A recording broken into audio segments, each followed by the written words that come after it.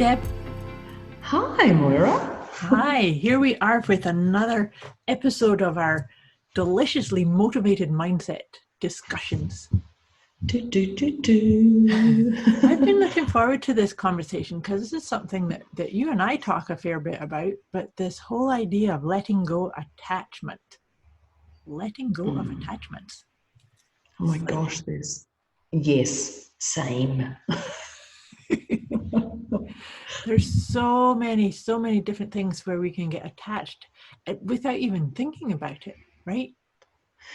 Yes, and we can also say, I call it the hook in a relationship. What have they hooked you in on? Yeah, I like that. What have they done? If they sent you something, if they said something, what have they done? What's that hook?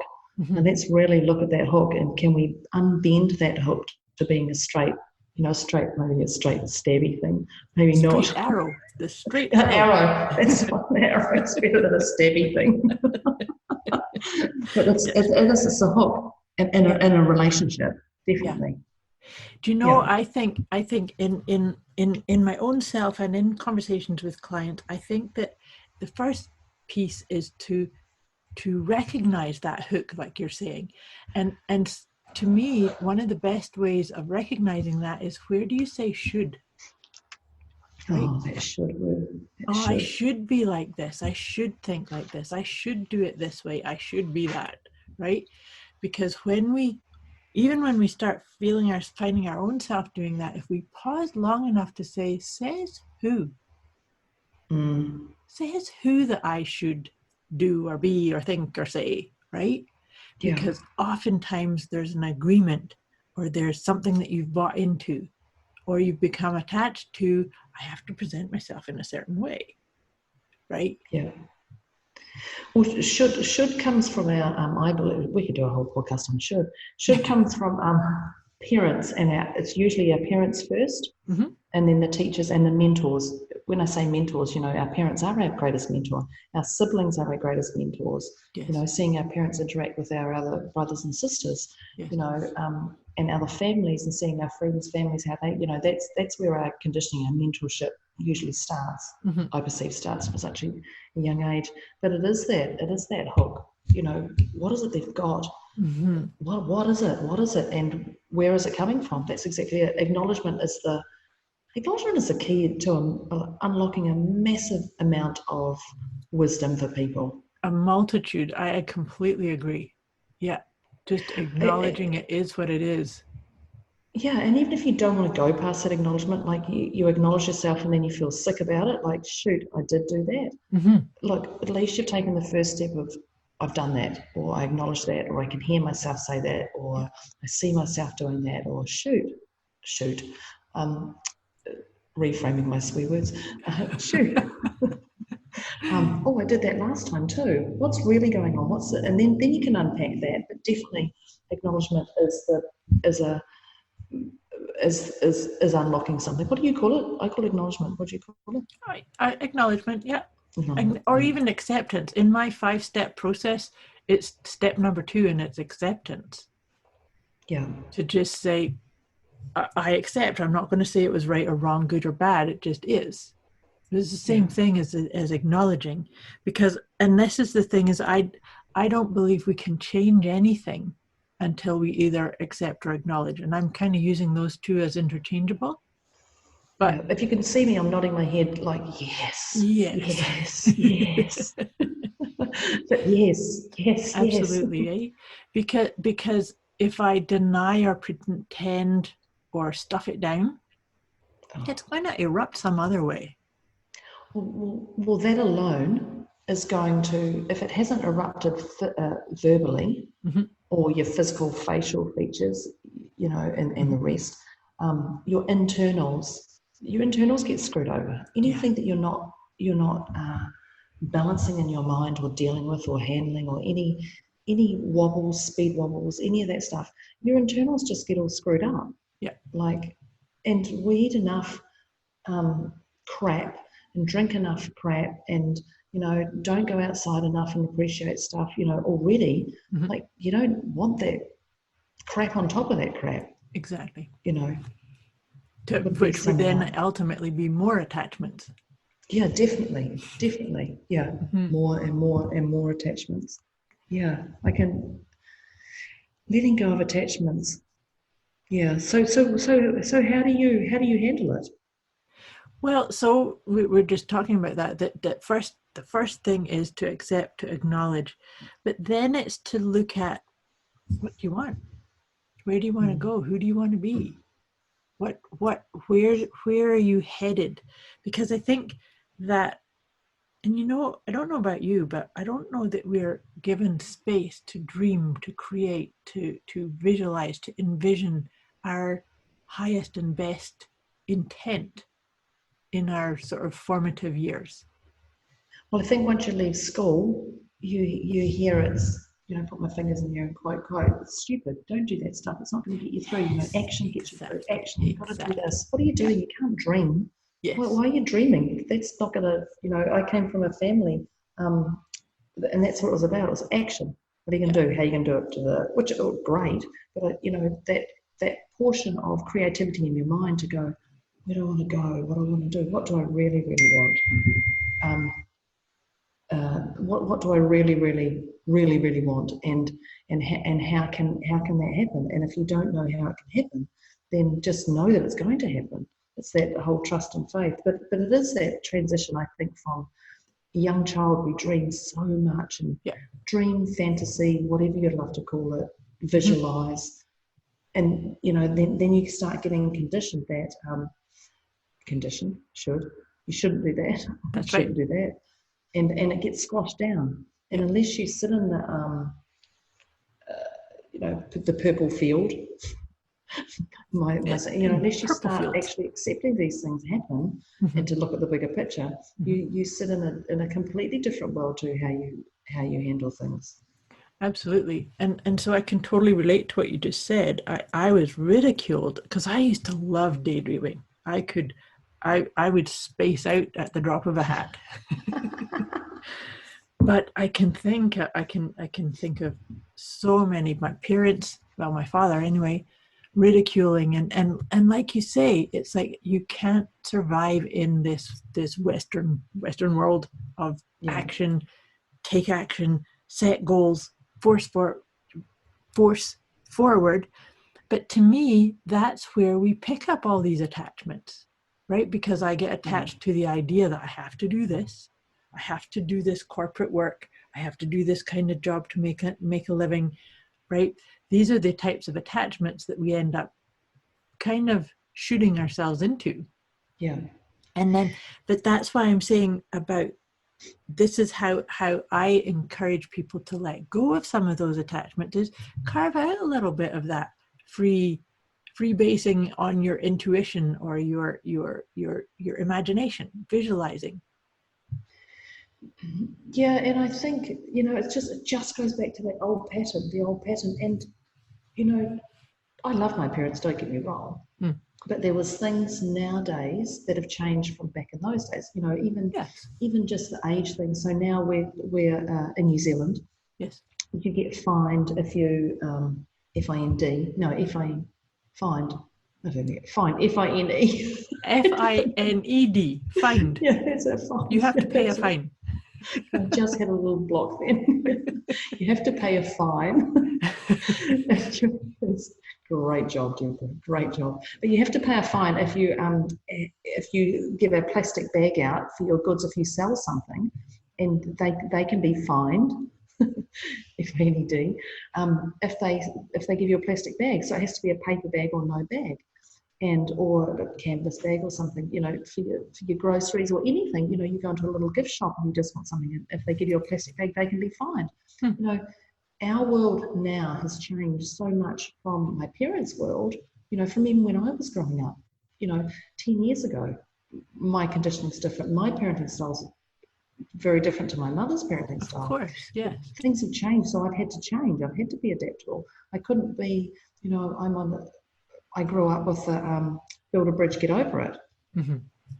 And I knew no different. But Right. no, you don't have to build a bridge and get over it. You actually can sit in it, feel it, deal with it, build a greater bridge and excel. Mm-hmm. But back in that day, that's all they knew. you know, so that should comes from them is that's all they knew, Yes. you know. And so when we have children or friends or business colleagues, we do project our stuff for Mm-hmm. them to do.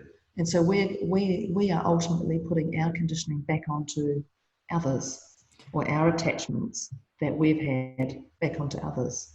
Or our agenda. You know, you're making me I think like of the way you said that. Yeah. so you're making me think of a couple of things there. Is once back when I was in my 20s and I was working in a corporate environment, and I was introducing a change, a different way of doing. I think we were actually doing word processing technology, and I had so much resistance. These people saying, "No, you can't do it that way." And I remember saying, "How come?" And the answer was, "You can't do it this way because it's always been done that way." And that was the only answer. I I love that. couldn't do How it. come? Couldn't do Whereas it this new way. most people would just go, okay, Yeah, how come? Like, well, yeah, that's a great one because they do say, well, that's the only way we know. Like yes, that's it. It's always exactly. done that way. Like, why would you want to change it? Yeah, yeah. But then the other thing is too is that it's so much more refreshing to say, stay in the present moment and say, well, what else is possible?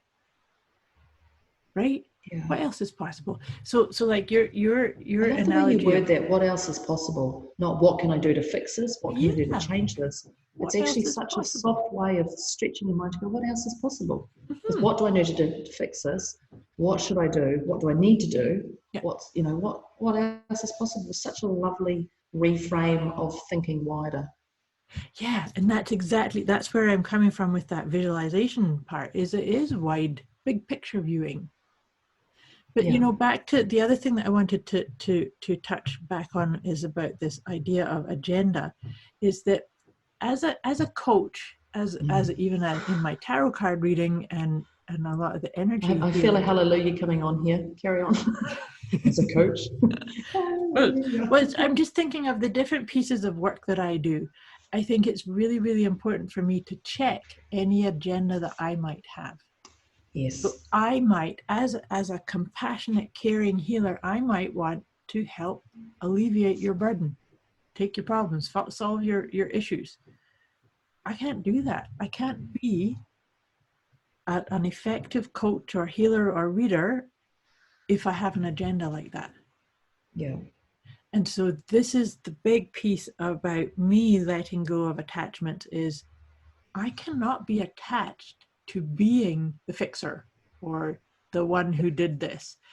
I can, and that's actually part of why I'm always training and learning new things, because I get the benefits of that. And then I can present them with no agenda. And so Yeah. therefore, people that know me and work with me get to try different things for themselves and say, yeah, I like that. Thank you very much. Or I like just that wee piece of it.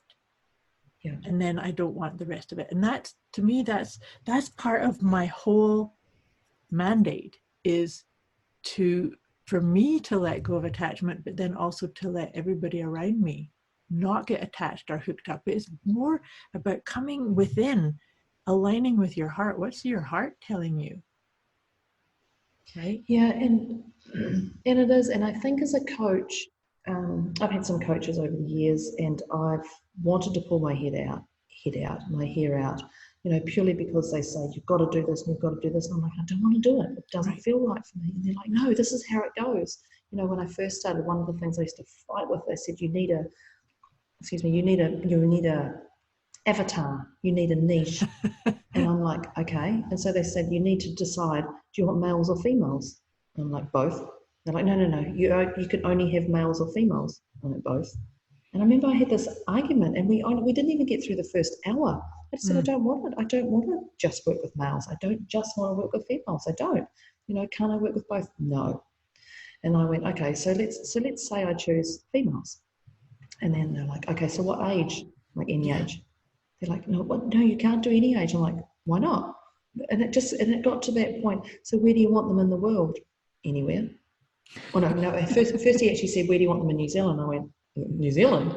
Like at that point, I went, oh no, you're not on my page.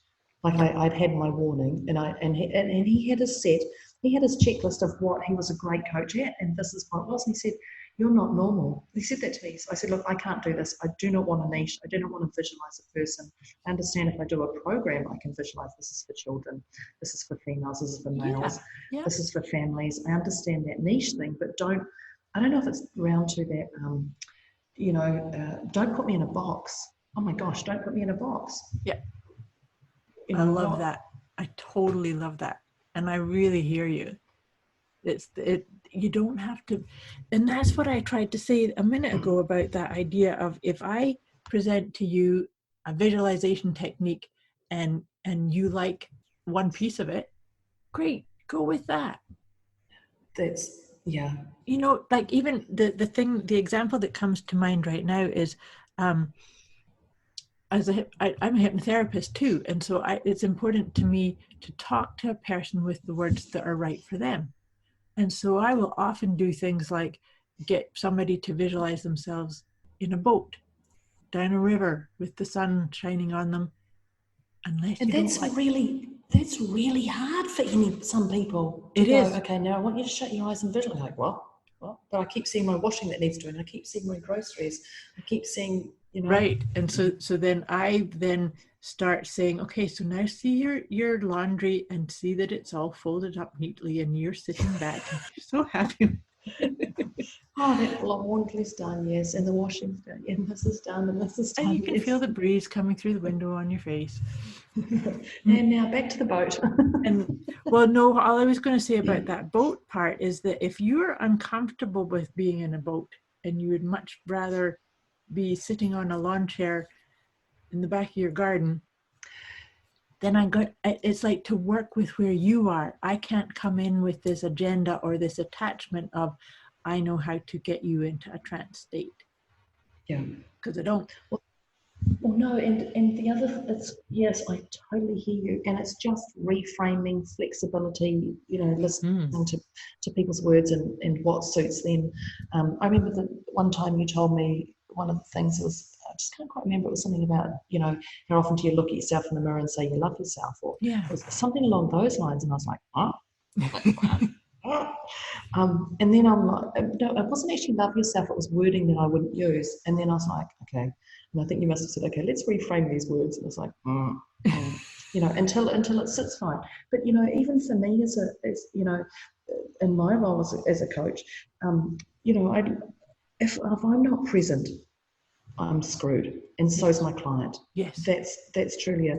But if we say, so I'm talking to you today, and then, you might say, look, I've got problems with my animals, my gorgeous wee cats, having trouble. Can we talk about that next week? And I'm like, absolutely. Next week I talk to you and you're like, you wouldn't believe what's happened. My best friend's done this, and my best friend's had this trauma and this trauma and this trauma. And I'm going to go, oh, that's great, but let's go back to the cat. No. Absolutely not. No. That's not the cat. Today, the cat's not the issue. Last week, right. So it is letting go of that. That's another form of letting go of attachments. Like, you have to deal with the higher. Well, you don't have to. It'd be bloody stupid if you didn't. It would be wise to deal with the highest priority right now. Would be the safest option of saying that. I love what you just said, because really, in essence, what you're saying is, you are making the commitment as coaches, as therapists, even as friends, just as participants in this game of life. As humans in this goddamn world. Yes, but making the commitment to show up and be present with what shows up. Yeah.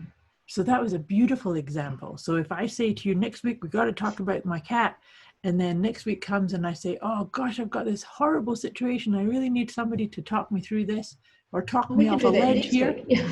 Talk me off a ledge here. We'll put it to next week. Can you wait till next week? You've got to talk about your cat. So no, it's about the cat today. I'm very firm. You just have to wait. Just have to wait a week. Now that's mega attachment. That's mega attachment.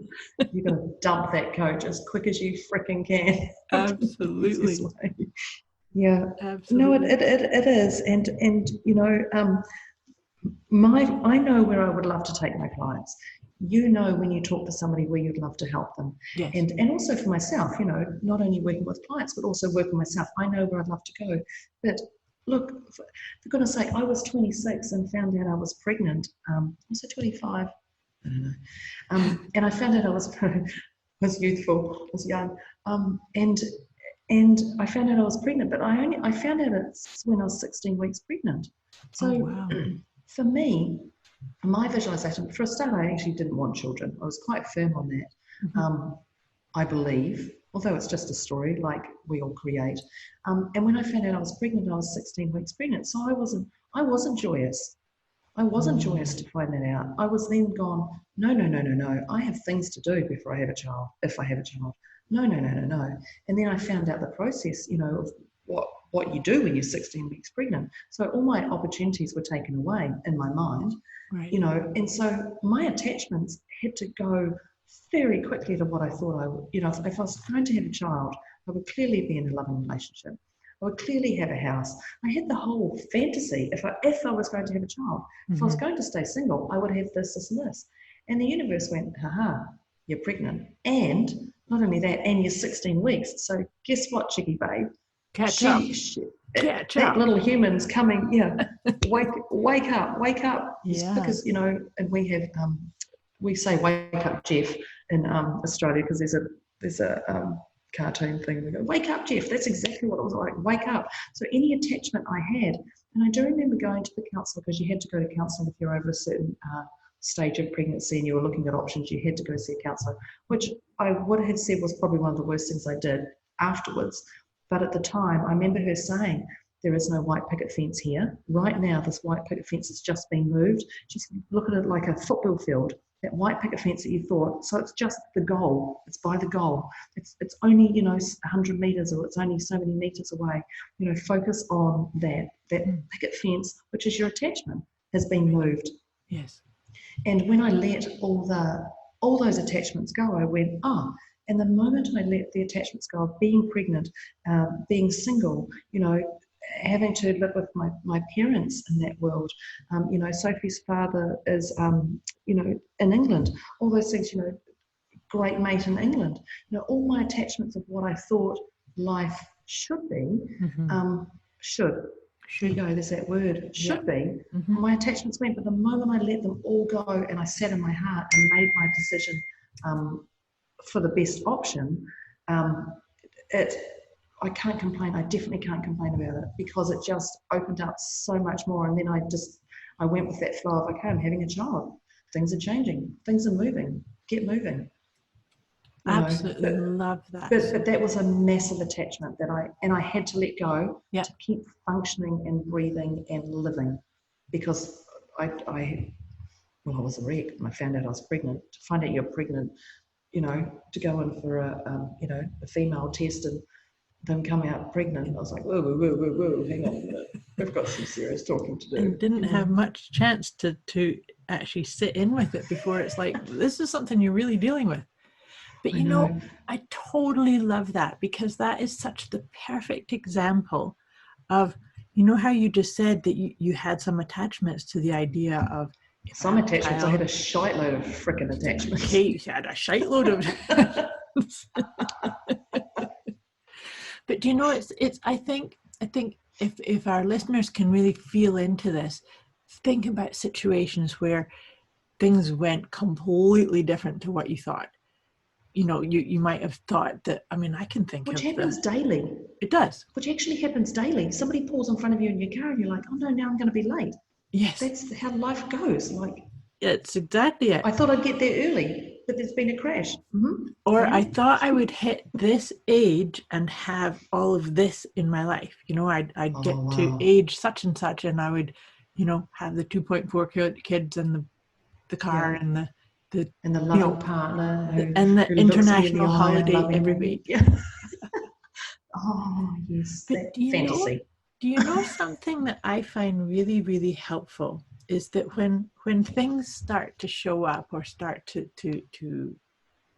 coalesce, if you like, into how they're really going to be, I actually acknowledge to myself that this is how I intended it.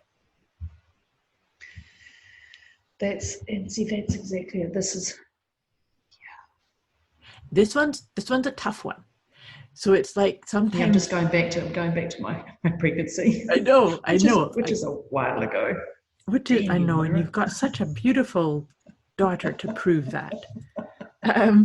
But no, I'm thinking. So I'm thinking about like I don't know, a silly example of saying, okay, I'm gonna lose 20 pounds, and I'm going to do it by doing this kind of exercise and eating this program or whatever, and I'm going to do it in such and such a time period. That's not a silly one. That's one most people think. Although 20 pounds, I'm going to have to Google 20 pounds because we're in kgs and over, I think. Okay, that's 10. But just 10. 10 or 12, okay. 10, 12 kgs. Just think of a decent amount. Okay, yeah. I'm obviously a visualization person, yes. Yeah.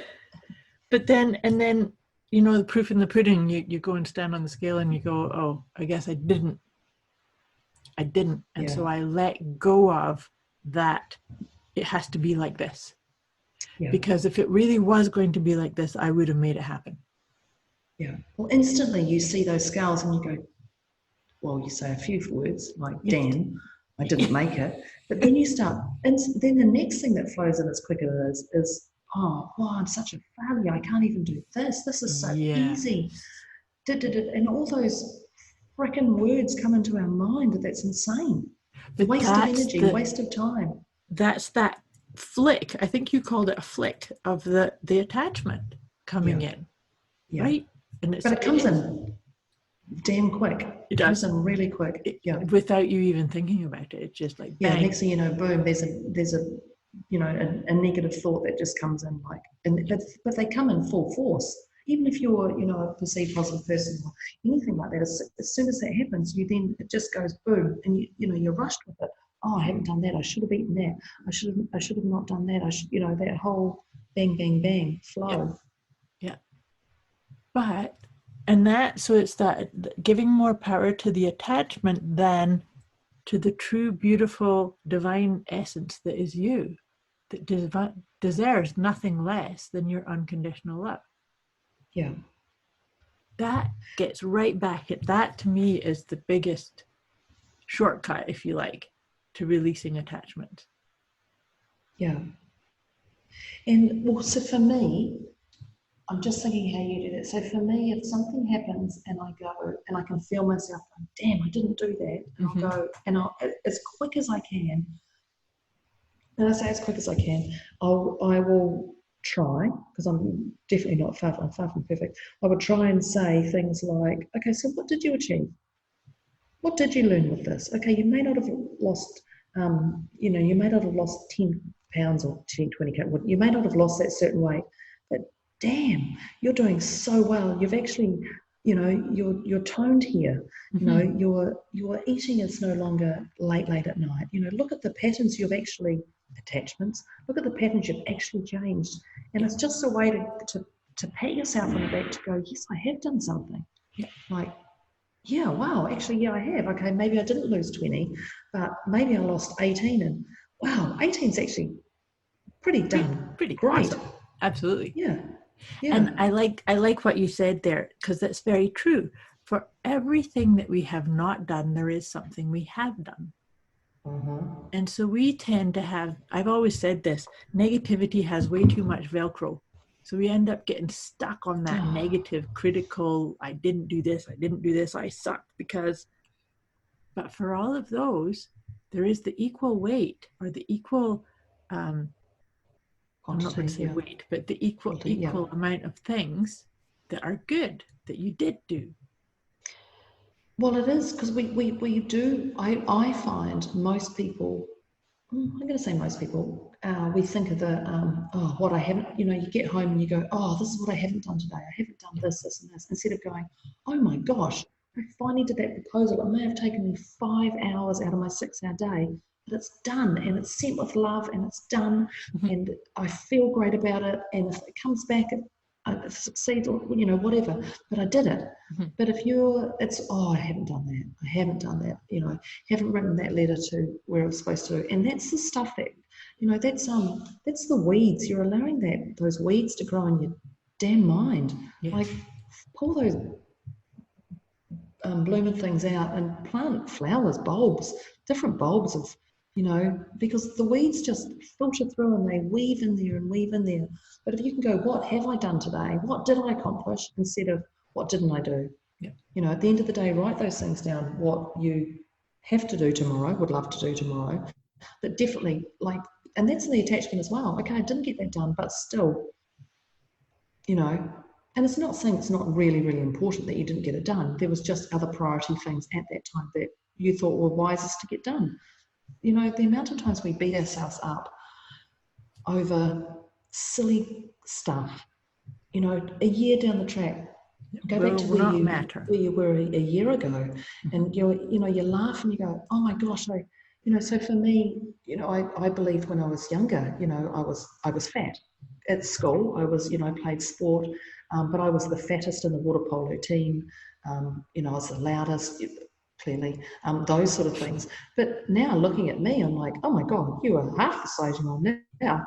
What was I even thinking? But if I actually focused on how can I heal my body, what else, what power can I put behind my body, etc., just those reframing of thoughts, things could have been different. I'm grateful for the way it was, but and that's that attachment of comparing ourselves to others. Oh gosh, that is such a huge attachment. That's a huge one. Well, that's sunk in my heart, even saying that out loud. Yeah, no, and it's something, and I think we're all conditioned to do it. It's something that I really work hard on not doing, because I'm 6 foot tall, and I was considered the fat kid too when I was a child. Yeah. But it's that accepting. How can you be 6 foot tall and fat, just for the record? Well, thank you. Oh, yeah.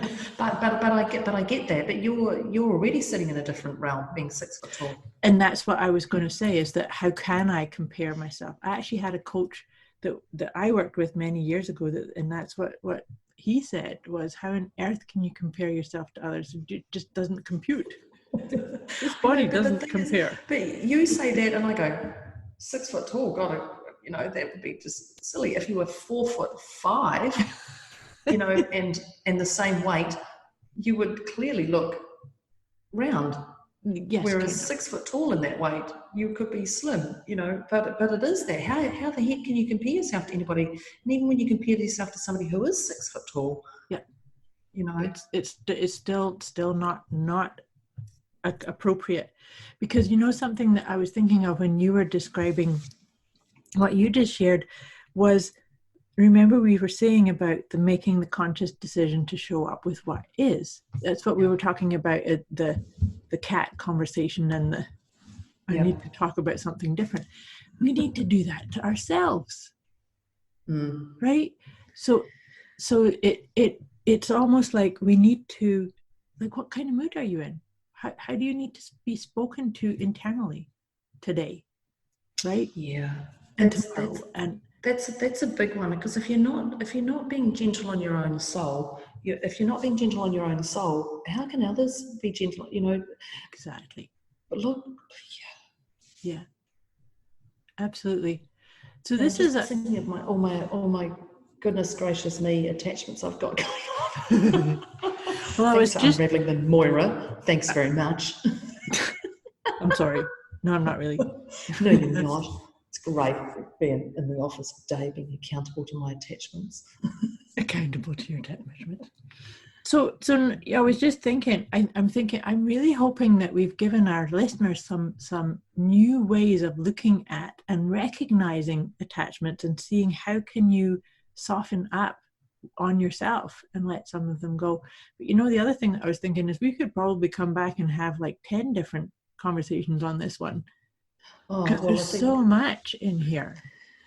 My key thing is, don't beat yourself up. Yeah. For goodness sake, just move the goalposts. I mean, I know that time. I know the moment she told me I was pregnant. I know that, and I reference it as a sickening feeling, because my whole world just changed with that comment. And then I went into this can't hit, but I've got this to do, and I did see it, crazy. I'm incredibly grateful. I mean, if I hadn't have had that experience, my life would be very different. And I don't know I truly don't believe that if I didn't have my daughter, I wouldn't be talking to you. My life would be very, very different. Yes, of I course. do believe that, my hand on my heart, and she's definitely a gift to me. But there was a massive attachment. You know. And then, like my family, my sister, she didn't want children. Right. I was aware of, as I say that on here. You know, and so and there was 8 weeks apart between the two cousins. So my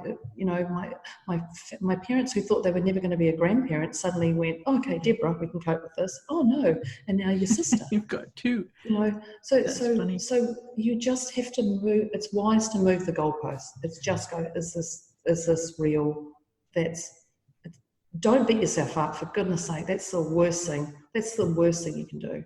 Absolutely. But so that's that's the other thing that brings to mind for me when you're describing that, is the idea of that we don't control the outside environment. Oh. You don't control all of the other people and other environments, but we do control ourselves. Yeah. And so when we show up with a really rigid attachment or an agenda that says it's got to be this way, you're actually saying that everybody has to perform and be in a specific way that you're saying, your way. Yeah. And that's not ever going to happen. So that's my way or the highway. That used to be a saying. I don't know if you have that. Yeah, I've heard that before too. and it's my way or the highway. My way or the highway. And it can't. And people that do that end up being miserable. Yeah. Because again and again, the universe is just going to keep giving you opportunities to prove that it ain't going to work for you. Sorry, honey, it ain't going to work. You got to flow. Be at peace with what's showing up in front of you. Absolutely. And I know we were thinking of wrapping up. I went to a job I moved to when I was younger. I had another job, and I went in there, and in the first week I implemented 3 changes. And the CEO took me aside. I was his executive assistant. He took me aside and he said to me, Deborah, you can't do this. You cannot come in and do 3 changes in the first week. I was like, why not? But these are easy. He said, because these people can't handle A, the way you're delivering it, and B, the way you're delivering it. And see the way you're delivering it. And I was like, but I've told them this is what I want to do, and this is how we're going to do it. And I had a belief that this is going to work because I've worked in other industries like that. And I went, but if you do ABC, it's going to work. Like, it's going to work. But people already have to get used to me coming in, because I'm a new person. I'm a new personality. I'm new dynamics. I talk things differently. I dress differently. And we're all different to the last person. And so he said, you're allowed to implement 1 change a month for the next 6 months. And oh my gosh, I did not like that. And then I had to reflect on it, but I just went, actually, that's a great thing, because people will get to know me. And this makes me go, I'm not coming in there swinging coming in there saying I'm greater than all you and I can see changes. Yeah.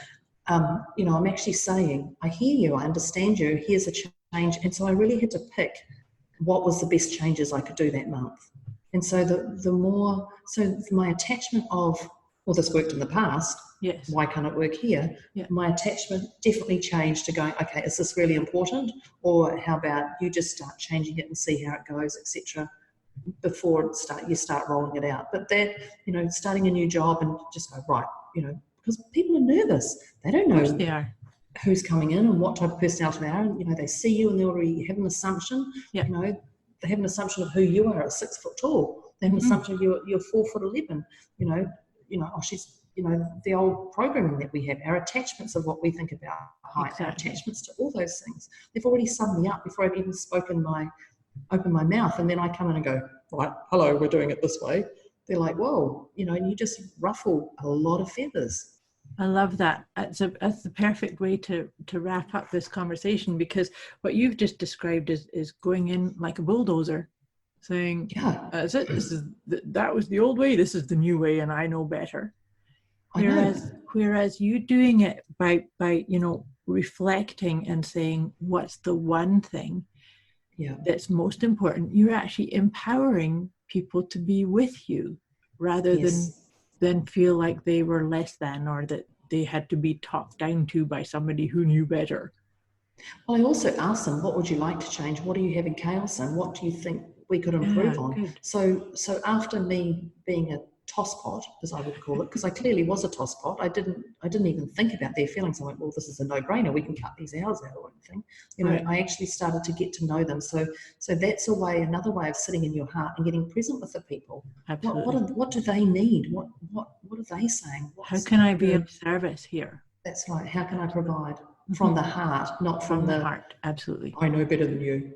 Yeah. Not from I know better from you, but not from it worked over here. It worked in a different environment, because you don't know what this environment is really when you come in. Yeah. Well, that to me was a humbling experience, and I did not like it. However, going away and maybe crying in the toilet a few times, and reflecting back on it, I'm incredibly grateful, because it just allowed me to come in and just be present. And if you do, but that's the same with a new relationship too. When you meet someone, oh, I can fix that. I can fix that. Just let them be. There's another huge just area of be attachment. Present and go with the flow. Just go with the flow. What's the worst? You're going to come up against a dam, as you're flowing down the river. Absolutely. But be ready to be, lifted up and surprised, because who knows, might be awesome. Well, we've all got value. It's recognizing the value in other people and not just thinking you have more value than others. Absolutely. Yeah. Well, my dear Deb, I recognize the value in you. I'm incredibly grateful. We met up and chatted lots over dinner and lunch. Absolutely. Absolutely. I'm grateful. I'm grateful. And letting go of the attachments is a great one today. And I will definitely go back and reassess a few that I have that are firm in me. And they are firm. I know a few. I think it's always a good thing to keep doing it. I know I'm constantly having a look at what can I let go? Where do I still have attachments? Because they're still there. But it's being aware and acknowledging them and accepting them, like we said at the beginning. So, dear listeners, thank you so much for tuning in, and we will be catching up with you again real soon. Thanks, Deb. Thanks, people. Thanks, Moira. Thanks. See ya. Bye.